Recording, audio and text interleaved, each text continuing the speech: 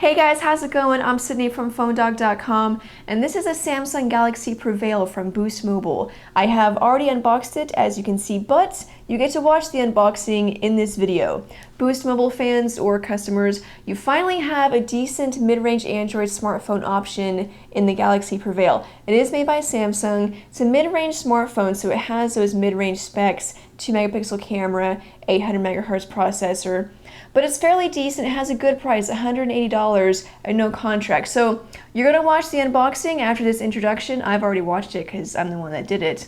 But we're going to check it out and then I'll come back and do a full review and tell you exactly how it performs. But anyway, Boost Mobile, Samsung Galaxy Prevail unboxing. I'm Sydney from PhoneDog.com. Let's go check it out. Okay, so this is the box that I was provided for with the Prevail. I'm sure this is not the official retail packaging, but it's what we have for the time being. And Samsung has also included a little micro SD adapter. So see, the SD card is in there and then has a USB cable. I'm not sure if that also comes in the box, but it was at least provided. The phone does come with a 2 GB card, so I'm guessing that's the card that's in here. But anyway, we'll get on into the box and we'll take a look at the phone.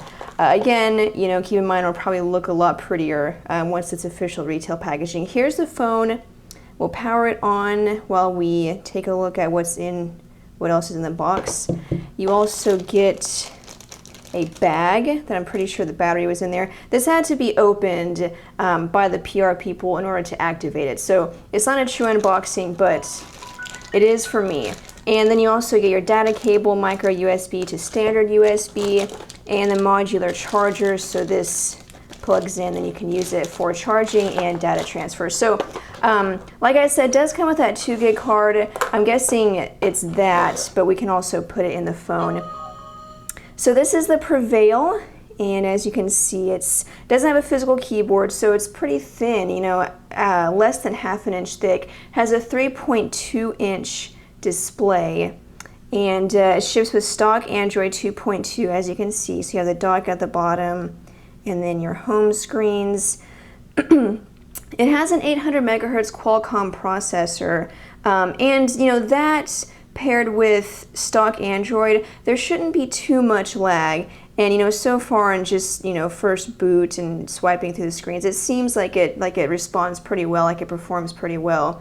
And then you have your notification bar, your menu. Looks like these are capacitive touch buttons, not physical buttons, but they're the standard Android buttons for menu, home, back, and search. The design, it looks pretty good. You know, this is a matte, sort of like a rubbery texture to it, and then you have your camera there. It's a 2 megapixel camera. You know, not much to talk about, but it does at least have a camera. So this is a 3.2 inch display again. It has a resolution of 320 by 480, so not a very high resolution. And you know, it looks fine, but when you get closer to the display, you're going to notice that some of the text is kind of pixelated, but not a huge problem. Again, it's more of a budget Android device. It's only $180, no contract. So low resolution, but still looks pretty good. With a smaller screen, typing, you know, with that small keyboard may be a little difficult for some.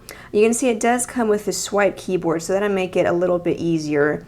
But we can go over to the stock Android keyboard, take a look at it. So it is kind of small. My hands are small, so you know, I won't have too much of a problem with it. There isn't any haptic feedback on it right now, but I'm guessing you can probably turn that on.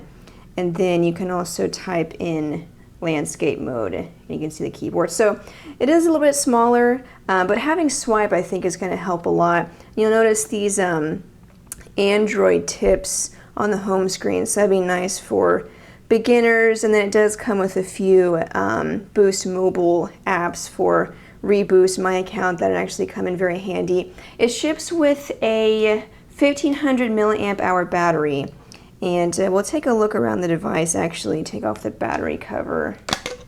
So there's a 1500 milliamp hour battery, and it looks like it does have an external micro SD card slot. I was thinking the SD card slot might be under the battery, but it is on the outside, so that's nice. Hot swappable, you can remove it without actually having to take out the battery. And oh, there's another card in here. So Samsung gave me 2 cards, unless that card has something else on it. But it does ship with a 2 GB card, supports up to 32 GB, and then the phone itself has 117 megs of internal memory, so not much. So it's nice to have the external SD card slot.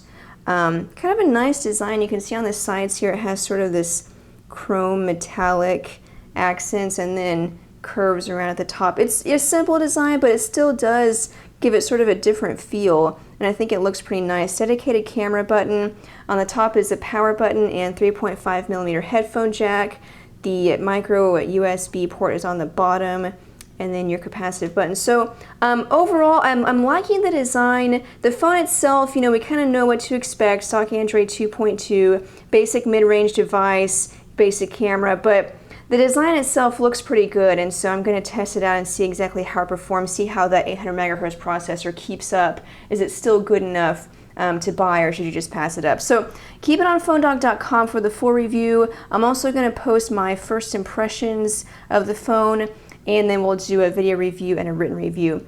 But thanks guys for watching. PhoneDog.com for more news, updates, and reviews. If you'd like to follow me on Twitter, my screen name is It's My Job to Know. But I'm Sydney from PhoneDog.com. Thanks guys for watching, and I'll see you guys later.